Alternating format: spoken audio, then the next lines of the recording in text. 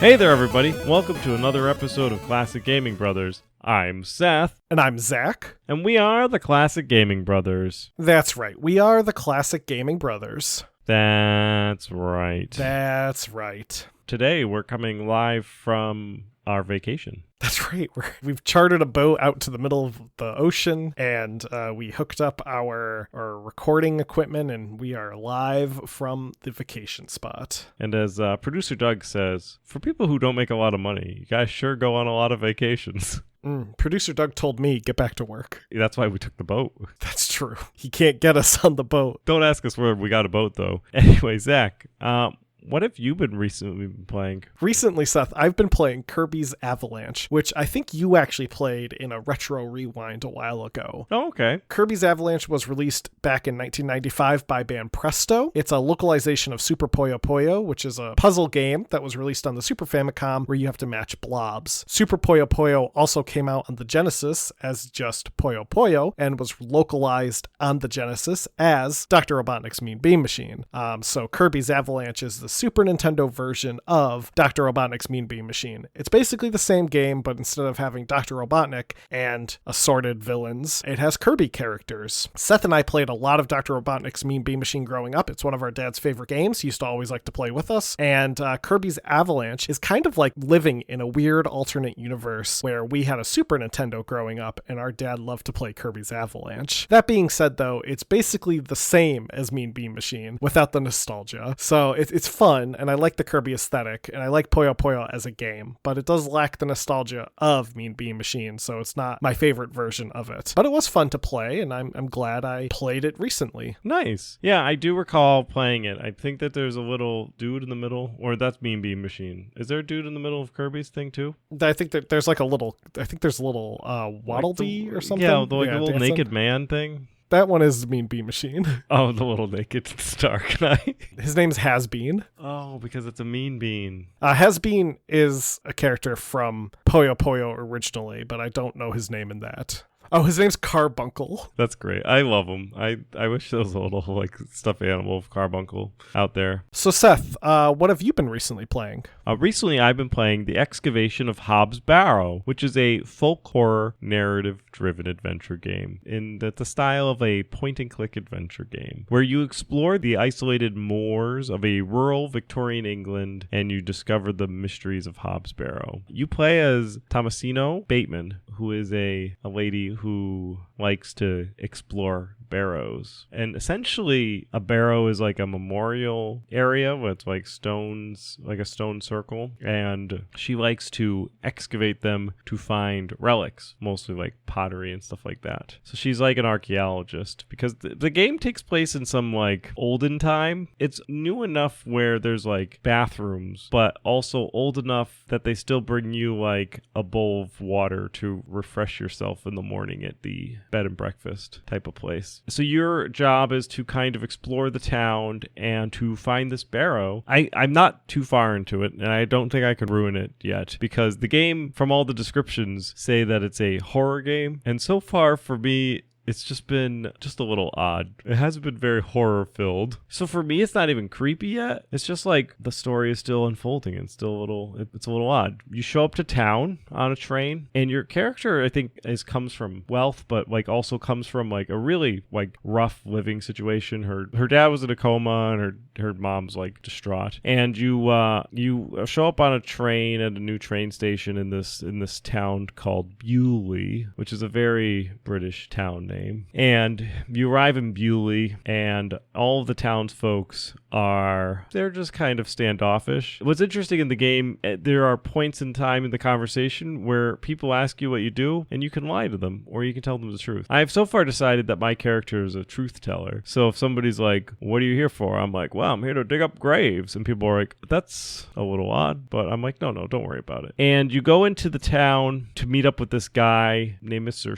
Shoulder, and you wait for him, and he never shows up on the first night. You meet this drunkard, and he disappears, and you end up having to go look for this Mr. Shoulder the following day. And in order to do so, you have to find a priest, the vicar of the town. And this is the part where it started getting weird. So everything else up to this moment, just think of like a classic point and click adventure game. You're talking to all these like standoffish villagers who are nice, but they really don't want to get to know you. It's kind of like home. Like they're not rude. They just don't want to talk to you. So you meet all these different villagers, and you eventually get told about the vicar. He's out in the woods, and you can follow him by his whistling. And you find the vicar, and you encounter him, and he is ill. Like he comes stumbling through and just starts puking, standing up.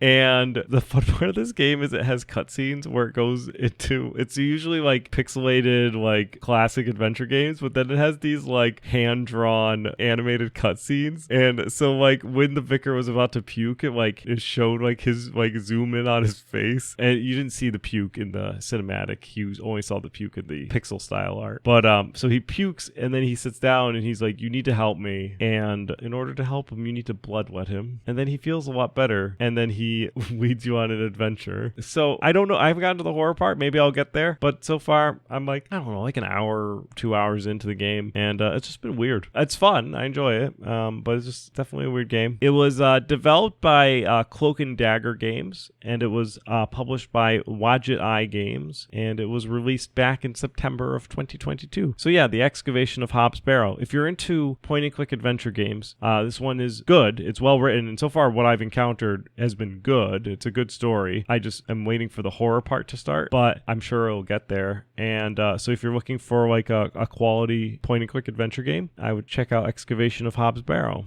I will. Well, today we're talking about a game that I think we've alluded to before. We've probably referenced before, but we're talking about one of, if not the most notoriously bad games out there, and that game is Superman 64. To start off with our memories, Seth, do you have any memories of Superman 64? I do. I don't know if you have memories of Superman 64, but I remember playing the game. We didn't own the game. We didn't. I don't know if we knew anybody who did. I might be mistaken. I thought we had family friends who might have owned it. I recall playing it in one location, and that location is Toyworks or KB Toys. It was either a KB Toys or a Toyworks. They had a N64 display cabinet set up so that you could see the N64, you could play the N64, and the game that they had set up in the N64 display cabinet was Superman 64. And I flew around. I thought it was a pretty cool game because my only interactions with it was flying for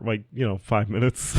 So like for me, Superman 64 is fun. I don't have poor memories of it because my only memories are playing very short snippets of it. But yeah, I didn't play it extensively. I do have fond memories of playing it decidedly at some manner of toy store. I don't think it was Toys R Us because we didn't go there that often. And I remember KB Toys when I used to go there a lot because my friend worked there later in life. It was a vertical store because it was in the mall, which didn't have it there. But Toyworks, I remember, was horizontal to get out of the store, and they had some of their game stuff set up on your way out. Yeah, I think I remember playing it at someone's house, but I don't remember whose house. I remember the game being on the people had a small CRT in their bedroom, and it was on top of a dresser, and the N64 was hooked into that, and I think we played Mega Man 64 and also a bit of Superman 64, but we didn't play it long. I think we played just one of the flying stages, and then we swapped out to play like Mega Man 64 or some other game like Smash Brothers or something like that. But that is just like a memory in my head, and I might be making that memory up. I might be literally like superimposing the gameplay onto a different game that we played, but That is the memory I have. But getting into, though, the history of Superman 64, Seth and I spend a lot of time talking about Marvel games. And I think that's mostly because Seth and I grew up reading X-Men, Spider-Man, and Avengers comics. Or rather, Seth did, and I read the ones that he already finished. And of course, we were reading these between reading Tintin, Asterix, and Sonic comics. But I don't recall us really being that into DC growing up. I don't remember really having that many DC comics around the house. Seth might have had some. I just don't remember reading them. I don't really remember like Batman comics or anything being around. But what I do remember, the TV shows, Batman the Animated Series and Justice League, which were airing on TV and were great. I don't know, Seth, do you remember reading DC comics? Were you? No, I don't thought think we you were had more a of a lot Marvel of guy. We didn't have a lot of comics. Right, we didn't have like a massive collection. Yeah, I recall my core memories of owning a comic was a giant size Avengers comic, and I loved that comic. They fought Mordred, and it was a good comic. But and then I tried to read the issues that came out after it. The problem with being a child and trying to buy comics is that generally, if you want to be able to read comics in any order, you need to maintain like pull lists at comics stores so that they can collect them for you, so you can buy them in bulk, so you don't have to go to the comic book store every week. And I did go to a hobby store every week, but at the time that hobby store didn't have a very big collection of comics, and I didn't really collect anything. And then when I started reading comics regularly, I decided I wasn't going to read Marvel and DC, and I just read independent trades. I still don't really have a large collection of Marvel and DC comics. I've read a lot of Marvel and DC comics, however. Well, I've read more Marvel comics than DC now, but I read a lot more independent stuff than the main two, which is just how it is. I like to read things from the beginning, and it's hard to read every X-Men issue out there, period. So I like contained stories. It's just how I've always been. I'm in a similar boat. I don't really... There's a couple of series that I will pick up, but they're mostly older series. Like I'm trying to finish the Amalgam comics. But besides that, I don't really actively collect any specific of the big two. But I'll pick up, a lot of smaller runs and stuff like that. But in any case, no matter Seth and my memories or lack thereof of DC Comics, they are still an incredibly influential part of comic history, and they were an early success that led the way to what we may know as the modern comic book. And they also lent their IP to tons of video games, movies, and TV shows. And in terms of video games, they of course lent it to today's example. To talk about Superman a bit, though, as a character, for those who might not have heard of probably the most recognizable fictional figures in existence next to Mickey Mouse, Superman was created by Jerry Siegel and Joe Shuster. Originally, they came up with a storyline called The Reign of the Superman in 1933, which featured a professor named Ernest Smalley who gives telepathic powers to a homeless man named Bill Dunn. Bill Dunn then becomes the Superman and becomes a tyrannical ruler who kills Professor Smalley and then loses his powers after they wear off. And at the end of the story, Bill Dunn ends up returning to his life as a homeless man and ending up in a breadline, and how he shouldn't have been the evil person he was, because if he was good, people would remember him. This character would not return again, but the name would, as Shuster and Siegel would create another character by the name of Superman, being who we know of as Superman, the white guy with black hair wearing blue spandex with a red cape and a big S on his shirt. Now, the first official appearance of Superman as the character we know of was in Action Comics #1, published June 1938 by Detective Comics Incorporated. And a fun fact, as of 2024, there have been over 1,060 mainline Action Comics, though the numbering did briefly reset during the New 52 era, though they returned to the legacy numbering sometime around the 80th anniversary, I think. Superman, in any case, has been around forever. Now, Superman born Kal-El is an alien from the planet Krypton who is sent to Earth by his family just before the planet is destroyed. He lands on a farm in Kansas and is adopted by Jonathan and Martha Kent, who name him Clark. Now, because Clark is from Krypton, which has a red sun, his exposure to Earth's yellow sun allows him to harness abilities like flight, super strength, near invulnerability, heat vision, X-ray vision, ice breath, and much, much more depending on the comic and the need of it at the time. When Clark later moves to Metropolis, ridiculous, he takes on the persona of Superman, where he fights villains like Brainiac, Lex Luthor, and so on and so forth. And, of course, when he needs to be Clark Kent, he puts on the glasses, which both Zach and I now have glasses. We do wear Clark Kent style glasses. I was the original glasses wearer, though. Now, Superman as a comic character was incredibly popular and led to adaptations quickly. In 1939, the character was featured in a daily syndicated comic strip, which had its own storyline and was able to reach upward of 40 billion readers. In 1940, The Adventures of Superman, the radio program, debuted, starring Bud Collyer as Superman and Joan Alexander as Lois Lane. The show was sponsored by Kellogg's Pep, and the radio show would feature the opening. Up in the sky, look! It's a bird! It's a plane! It's Superman!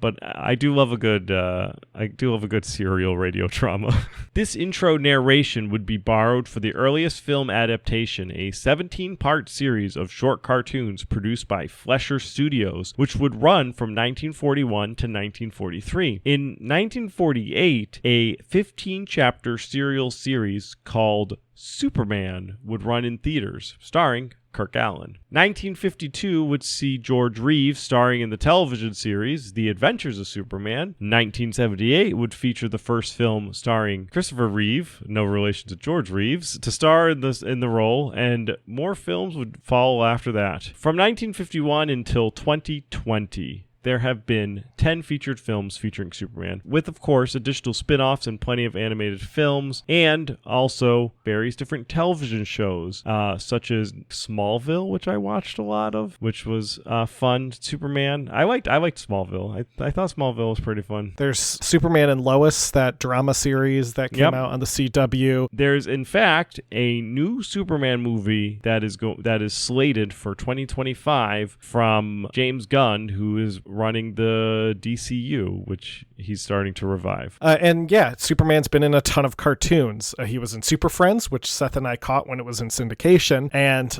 he also was later featured in the show Superman the Animated Series, which came out from 1996 until 2000 and developed by Bruce Timm. Timm also worked on Batman the Animated Series and later would go on to work on Static Shock, Justice League Unlimited, Batman Beyond, and anything that made up the DC Animated Universe series of television shows. These was one of the earlier forms of a comic book cinematic universe. It was all of these different shows that made up the same universe together, and they shared characters, villains, storylines, plot points. A lot of things were crossed over. But in any case, all of this talk, and the reason we're boring you with the history of the most famous character of all time, is largely so that you know the context of A, how long Superman's been around, B, just how insanely popular he is, C, how much of a legacy he has, and D, how quickly that reputation can get smashed by a really bad game. Superman the game for the N64 wouldn't be the first Superman game. That honor goes to a fairly straightforward game called Superman for the Atari 2600, which features you playing as the titular character and attempting to repair a bridge. You also get to enter a phone booth and turn into Clark Kent. There are also games released for the Commodore 64, the NES, the Genesis, the Master System, the Game Boy, the Super Nintendo, and of course, the Nintendo 64. Alright, let's actually get into Superman 64. No more beating around the bush. Officially known as Superman The New Superman Adventures, but better known as Superman 64, the game that we are talking about came out in 1999 by Titus Interactive. Development, however, started way back in 1997, when Titus was able to get the rights to produce a game from WB. Eric Kane, one of the founders of Titus, had caught wind of the upcoming DCAU cartoon and wanted to capitalize it. So he was able to strike up a deal with WB.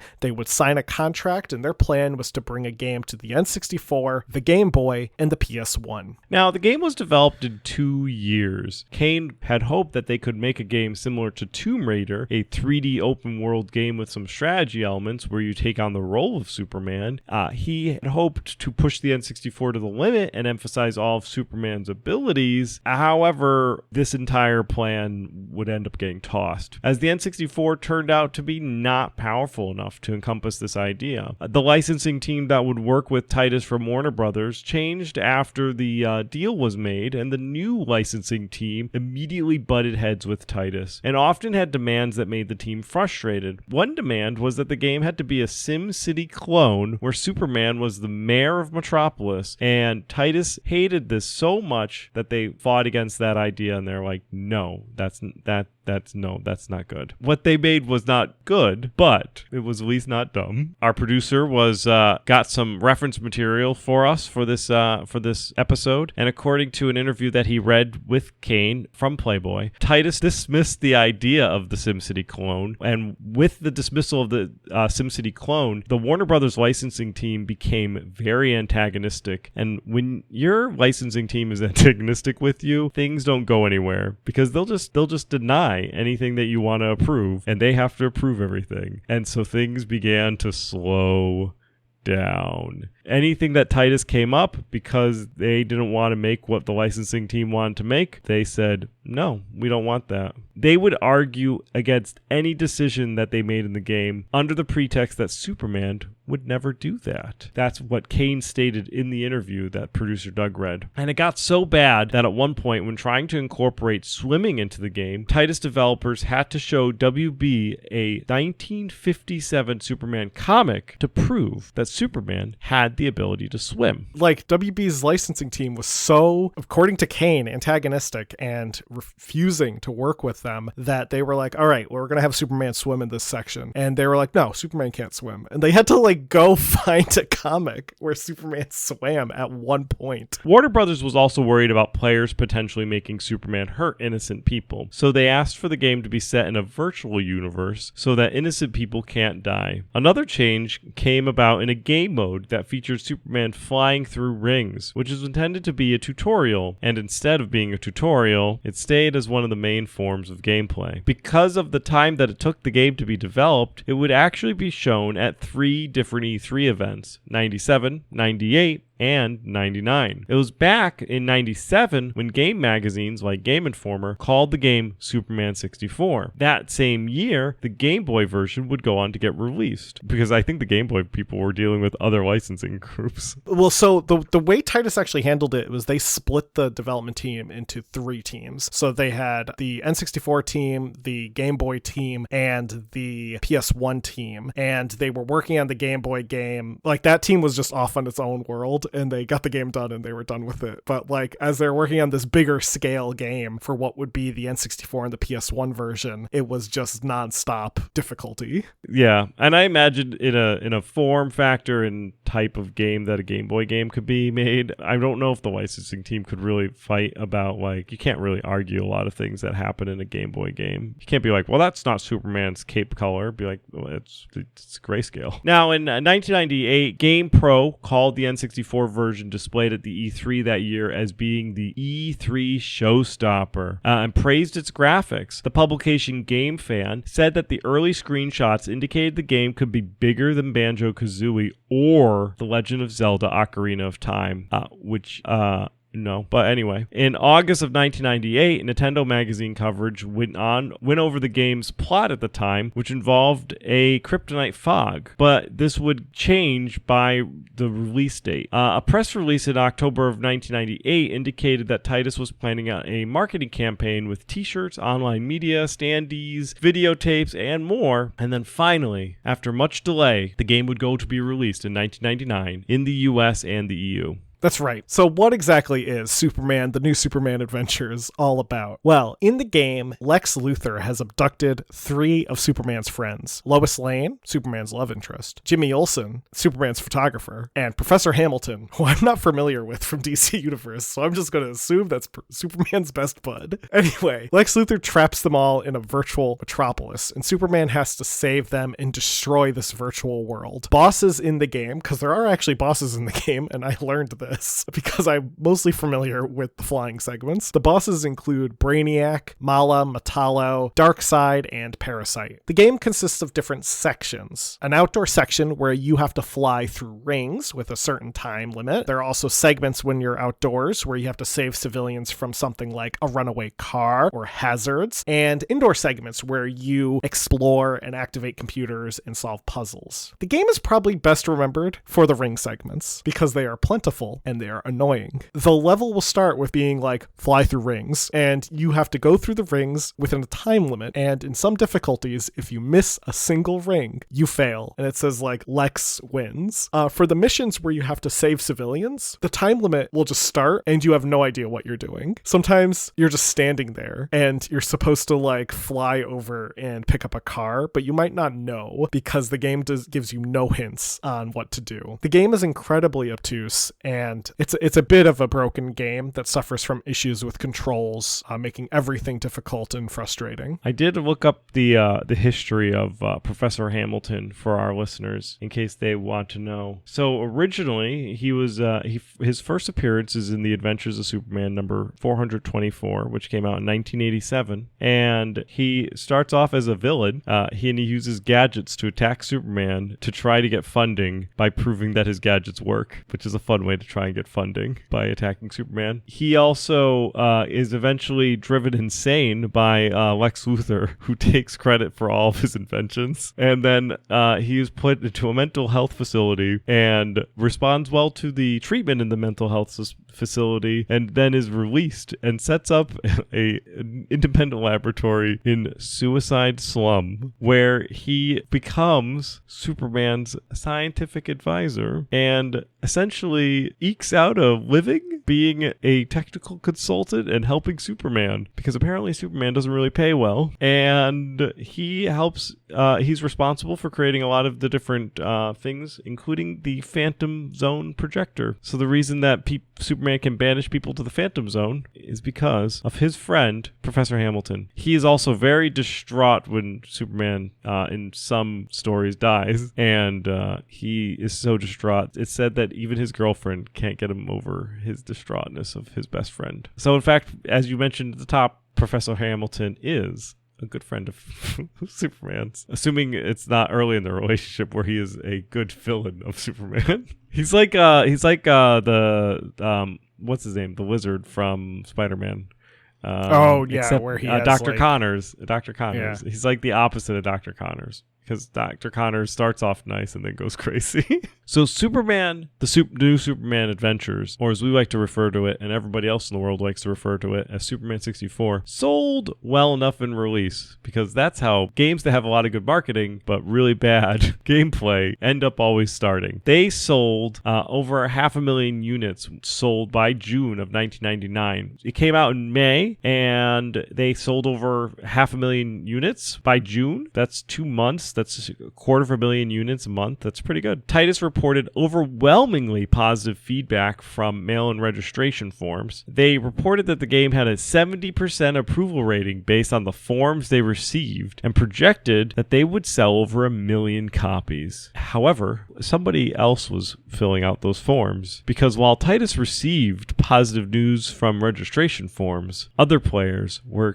expressing their frustration in publications. Now, I don't know about you, but back in the 90s, if I wanted news, I would read publications. I wouldn't read customer comment forms that were sent privately to an independent company. Regardless, the publications, which just publish what they feel like publishing, published some different comments. The publication Next Generation gave the game 1 star out of 5. N64 Magazine gave it a 14%. Game Revolution gave it an F. Game Informer gave it a 1.25 out of 10. All Game gave it a 1 out of 5 stars. Nintendo Power gave it a 4.7 out of 10, which is probably also a little biased because it was on the N64. And GameSpot gave it a 1.3 out of 10. Now, the reviews were rough. People criticized the controls, the graphics, the audio, and the gameplay. Critics thought that the controls were stiff and imprecise, with Superman looking like he was throwing his limbs around, which he does. Some reviews compare Metropolis as looking worse in Superman 64 than with what could have been done with Mode 7 on the SNES. And people noted that there were barely any textures and everything was basically flat. And I feel like brown or green brown. There's like a weird haze over everything. There is a too. weird haze. Isn't the haze there because of loading? Draw distancing, yeah. And because there was a weird haze in Spider-Man. There was in Spider-Man, but I feel like Spider-Man makes it work. Yeah, well, Spider-Man keeps the action above the haze. Here's a screenshot if you wanted to look at it. Yes, I'm aware. I think the flatness is. It looks like he's flying over that map that you get as a child. The rug. With the Richard Scarry rugs. Like, whatever, if you just look up, like, children's road rug, there's, like, an iconic road rug, and that's what looks like Superman's flying over, with, like, a Hot Wheel car somewhere in the middle, and somehow he's carrying a Cybertruck with his cape.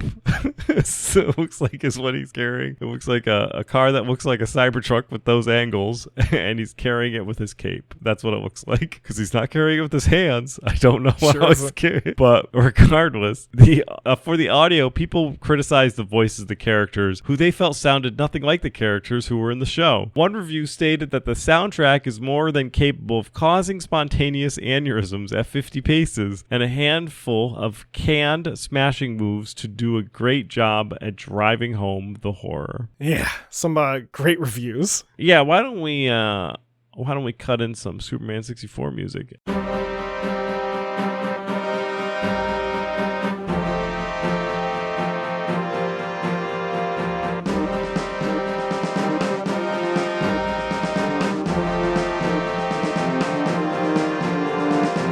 In terms of its legacy, in the years since, the game has been regarded as one of the worst games ever made, up there with E.T. for the Atari 2600. Down there. No, up there. No, down there with E.T. No. Titus was supposed to make a version of the game for the PS1, but because the N64 version was doing so badly, they passed the rights over to Blue Sky Software. The license for the game then expired, and the game was canceled in 2000. With, according to Kane, over 500,000 units were on backorder at the time. So this game was canceled, and a bunch of people were like, excuse me, we need to fill our store shelves with something. Yeah, we would like some Superman 64 garbage, please. In the interview that our producer passed along to us, at one point stated that Warner Brothers was forced to pay a settlement to Titus due to the way Titus's staff were treated during the development of the game, and because the PlayStation version was killed with that backorder in process. I don't know how true this is. This is Kane's words, so if there's a correction to this, I would be happy to hear it. A build of the PS1 version, though, was found and released. It was actually posted on MediaFire, and later someone, I think one of the developers who worked on it, put it on his DeviantArt page, like the link to it. So it was available on DeviantArt of all places. Based on footage of the game, though, it looks a bit more fleshed out. It has cleaner looking textures, the animations look decent, there's less flying through rings. That being said, though, the game still doesn't play very well, with a lot of issues still being there in controls and movements. Though I think one comment said it best, where it was that Titus did such a good job with this game that someone else made it. I did look up a quick research. It sounds like Warner Brothers was prepared for a lawsuit between themselves and Titus, but Titus never sued. Another game, though, would come out based on the animated series, Superman Shadow of Apocalypse. I wouldn't call this Superman 64 2. It's just another game based on the animated series, and it would not be done by Titus. It would be done by Infogrames in 2002 and released for the PS2 and GameCube. This one got mixed reviews, but to be honest, mixed reviews are better than the reviews Superman 64 got, which really wasn't that hard. So that's Superman 64. That is us talking about one of the worst games of all time. Seth, what are your thoughts? Yeah, I've played it. It's not good. I love it and hate it at the same time. Now, to get into our retro rewind, Seth had me play a game that I like. He actually had me play Master Levels for Doom 2. Released in 1995 by id Software, Master Levels for Doom 2 is a WAD pack of new levels for the game, Doom 2, and was released to compete against unofficial WAD packs like D-Zone, D!Zone. For those who don't know, WAD packs are releases of WADs. WADs being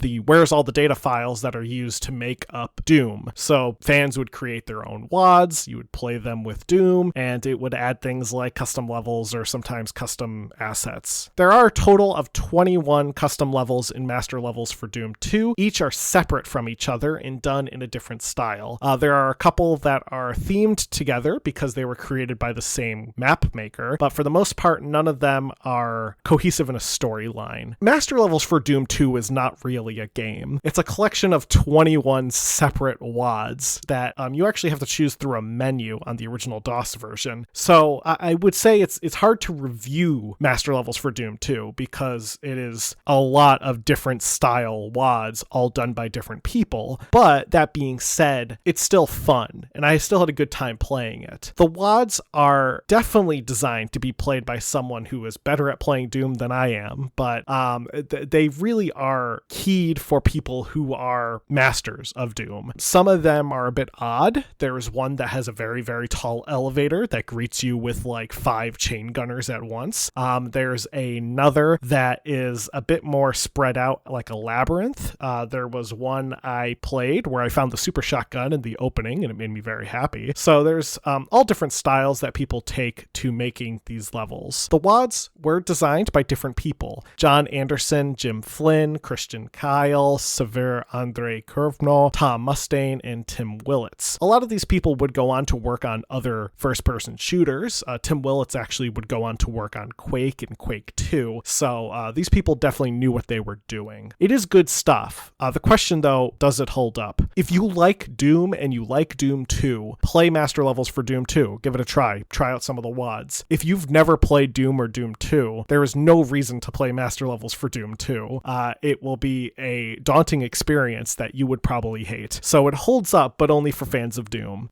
Yeah, I just wouldn't make it your first version of Doom if you've never played Doom before. Next week, Seth, you can play The Godfather for DOS. Thanks. Now, Zach had me play Maya Quest, The Mystery Trail, which I properly titled it Social Studies, Maya Quest, The Mystery Tale, mostly because the disc had Social Studies written right across the top. Now, this game was released back in 1995 and developed and published by MEC, the Minnesota Educational Computer Consortium, which you would hope that they would make some educational games. Now, let's talk about this game. It's an educational game, and it starts off with the big reveal in a game that children are playing to learn things, that Earth has always been protected from meteors by a space network. Now, there's an incoming meteor that causes a shuttlecraft to come down in the Mexican jungle, and due to this accident, the laser firing codes that go to the MDN, or the Meteor Defense Network, get corrupted, and so the MDM turns to you and tasks you, the player, to go and recover the codes from the Mexican jungles with a helicopter. Nope, not with a helicopter. With a rugged Jeep designed for the nope, with a bicycle. That's right. You and your bicycle have a limited time. You have only a few days with a bicycle to make your way to find this crashed plane in the jungle in time before a cataclysmic meteor shower rains down on Earth. Anyway. Man, this game's really weird. Yeah, let's just say that there is no MDM, just so you guys know. There is a NASA department dedicated to tracking meteors and asteroids, but that was founded in 2016. Mostly we were protected by meteors from our atmosphere. Anyway, you can learn through this game. You can learn about the culture and the area and some Spanish as you explore Mexico. You have to pedal your bicycle, and if you don't pedal it correctly, you crash, and then you have to walk or get repaired or fixed and all that jazz. It's got moments where it's like the Amazon Trail, which is like kind of adjacent to this game, and I think the reason that we owned it because I really like the Amazon Trail, which was also another product of MEC, and you you explored the Amazon and you like paddled down the Amazon in your canoe, kind of like how you ride your bicycle in the Maya, like in the Mexican environments, and you stopped and met people along the way. Kind of also like Maya Quest, except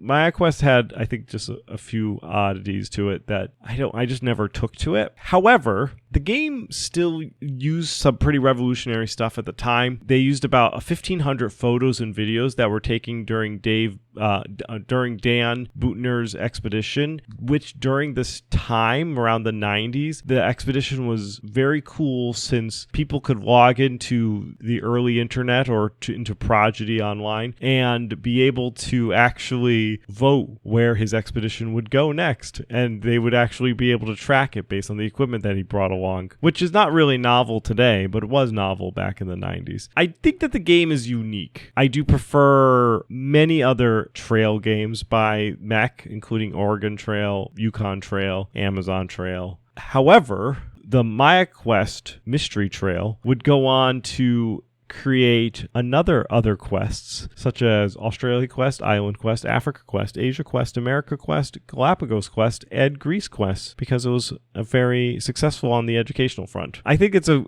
good educational game for the time. I don't know necessarily. I think you would have more fun playing other trail games by Mech. Next week, Zach, you could play Dangerous Dave's Risky Rescue for the MS-DOS. Okay. I will play Dangerous Dave's Risky Rescue. Sounds fun.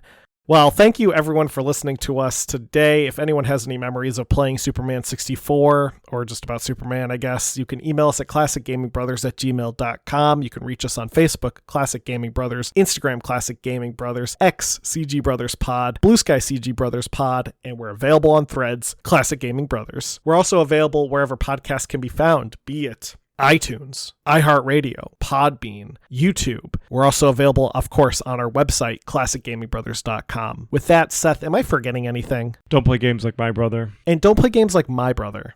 I've been Seth. And I've been Zach. And we've been the Classic Gaming Brothers. That's right. That's right.